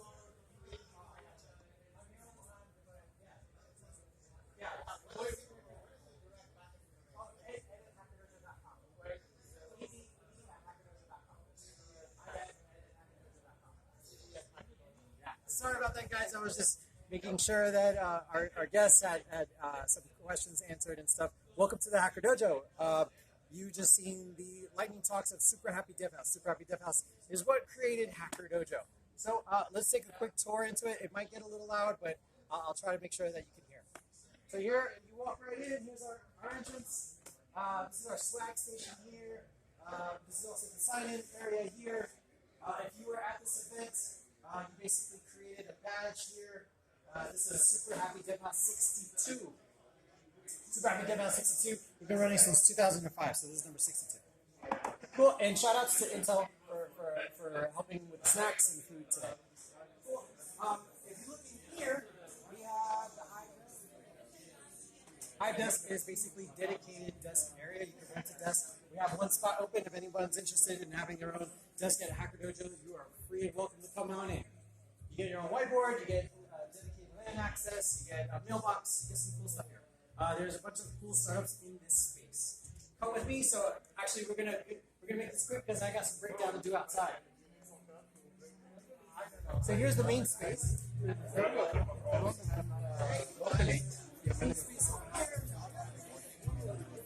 So, as you can see, we're on Hacker Dojo Scrappy Dev House. Here is the Kaminsky. Kaminsky is basically, actually, there was an idea about podcasting, so we might create a podcast out of this room. But if you want to peek right inside here, you can check out the Kaminsky room. And then you can see the screen there. Yeah, there you go. And this is actually named after Dan Kaminsky, right here. Dan Kaminsky passed away last year, so we're paying homage to Dan. Dan was the former roommate of David Weekley, and their apartment was the first Hacker Dojo. I show Kelly this. Now this is 2005. Here's our space here. This is where you can jam out on Fridays.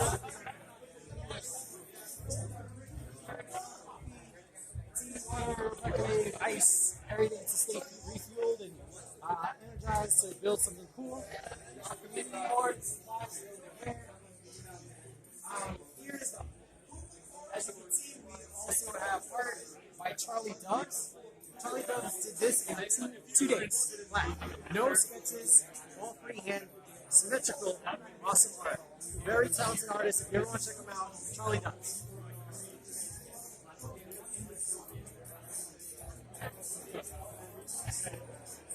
We have the classroom. So this is where we do like workshops. We did host 6,000 events in 10 years. Hopefully, after the pandemic, we clear out of it. We'll start getting this basically an event every night in this room. Come on in.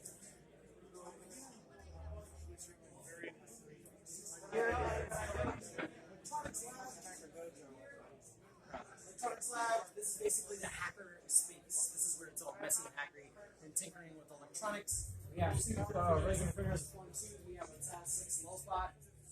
Right here we have a V-form, vacuum form, reflow oven. We have soldering stations, heat guns. We have someone checking out a scope on some where they did some soldering. And then a components library and miscellaneous items here that you can use to hack. We have for instance, we have motors that you can make a robot, a telepresence robot. Actually, we have those motor systems.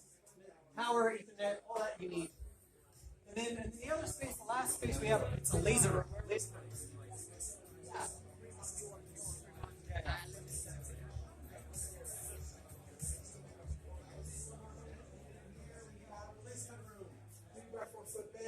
CNC laser called Thunder Laser Nova 51. We do trainings for free. It's all to all members, accessible. You can book it. You can do some really cool things with the laser cutter. You can do etching, you can do cutting on acrylic, wood, cardboard, wood. Pretty much the popular materials. There are other materials you can use. Also, we have, you can get a look inside that honeycomb bed. We have a UV printer here. It does high gloss embossed on wood, metal, acrylic, sorry, it's been a long day. Glass bottles, phone case holders, you name it. We have it here. We also have the materials. And then miscellaneous hardware tools. So this is an extension of your garage. But you can come here and hack away and build some cool stuff. We have like a floor mat. You can bend acrylic, the angular there. A lot of cool stuff here. It's always changing. New things are always coming on in. It's a part of the community. It's a part of the membership. You know that you can come in and edit this things. Whoop. And who are you, and how do we get in contact with you? Oh, I'm Ed. I'm also the executive director of ED. I'm Ed, the ED. I'm the executive director to Hacker Dojo. You can reach out to me at ed@hackerdojo.com. And if you want more information about Hacker Dojo itself, we're a nonprofit organization. It's hackerdojo.org. We're a 501c3 nonprofit. Perfect. Thank you, Ed. Yeah. All right, see ya. Time to go break down. All right, see ya. I'll go help you in a bit. All right, that is it. We're going to wrap it up. If you guys like that, make sure you hit the subscribe button. A lot of stuff out here. Let's go see what everyone's doing. Next weekend, I'm going to be recording out here as well, live streaming out here. They're going to be having like this beach event. If you guys are in the area, I'd highly recommend you guys come by and check it out.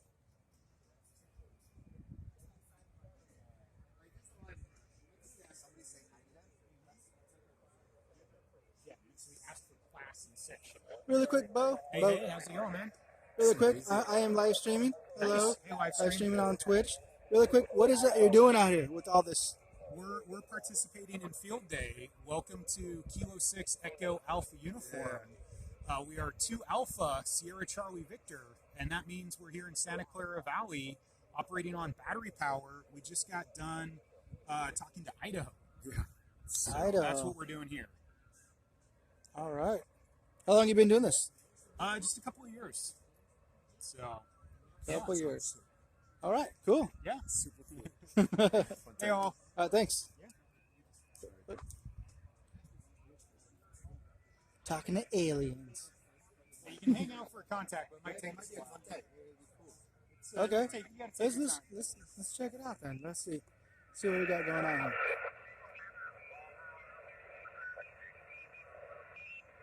Because sometimes they may not get a signal. Well, we got to compete with all these other stations out there.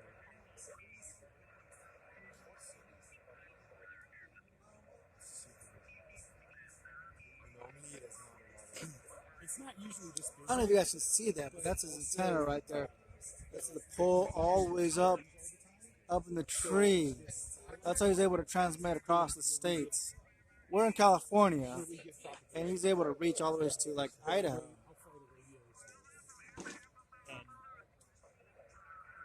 It's different on different bands. Some work better during the day, some work better at night. Yeah, so we can switch.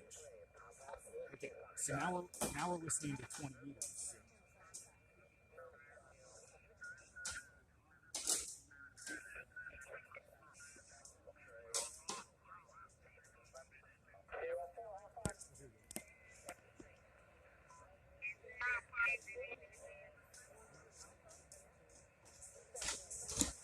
Aliens. So you're just chasing these signals and yeah. Another thing is like the antennas have to be tuned.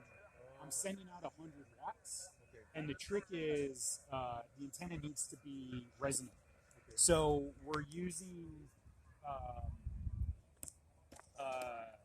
quarter wave 20 meter antenna, so we've got over 30 feet of wire. Wow. And then this box is an inductor and variable capacitors. And so you use that to tune for the specific frequency that you're trying to transmit. So it takes a little bit of practice, but I got this cool device. This is an SWR meter. Okay. And so we can scan a range of frequencies to see how strong our signal is. So I don't have the antenna hooked up right now, but basically it'll go through and create a plot. And what you want to see is a wave that goes, dips practically down to zero and comes back up. And that's what well-tuned antenna will. And once again, there's an event going on today. That's why you're here. What is that event for the viewers that are just jumping in? Yeah, the event's called Field Day. So once a year, 24 hours of as much amateur radio activity as possible. So yeah, if you look online for Field Day, you'll see all kinds of activity. I'm sure there's some other streamers out there just doing this all night. Awesome. Cool, man. Cool.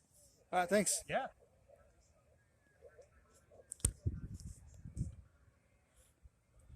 All right, let's go back inside one last time.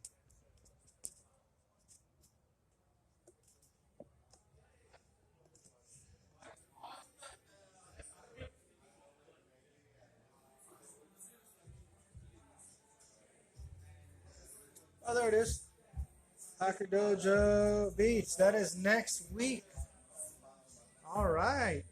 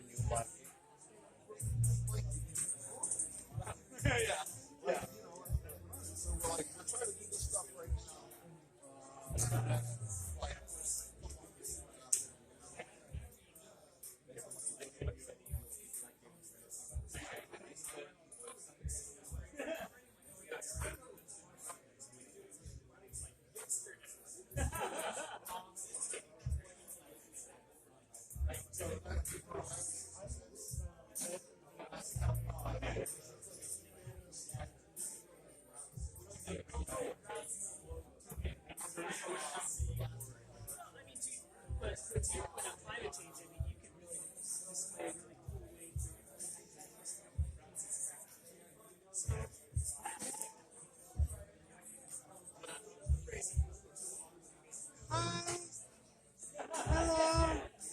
How are you? Hello. Hello, hello, hello. Hello, hello.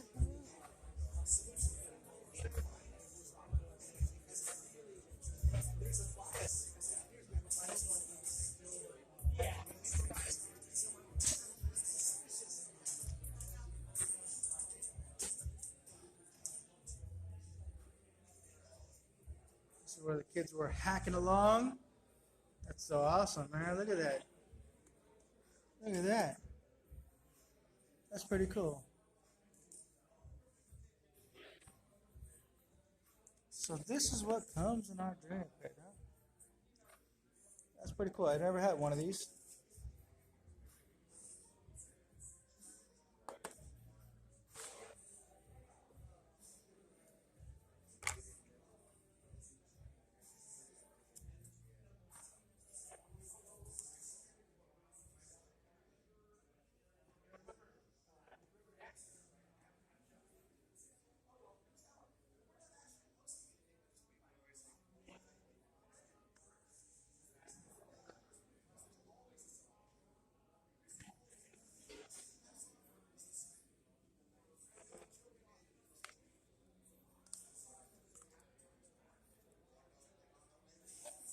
Cool.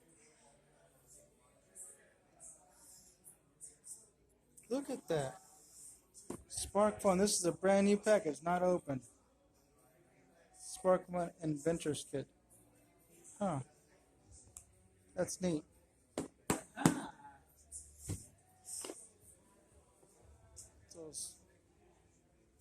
Looks like there's something else over here.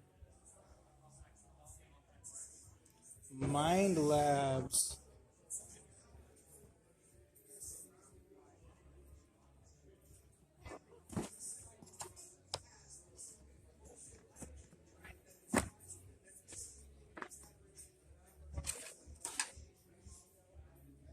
Cool.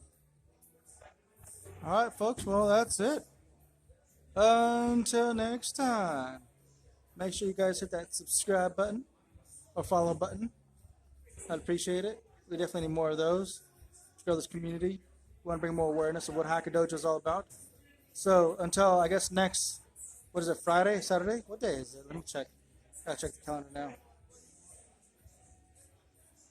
see here. Next Friday. All right. Until next Friday. I will catch you guys next time. See you later. Make sure you guys hack away. Until then, adios.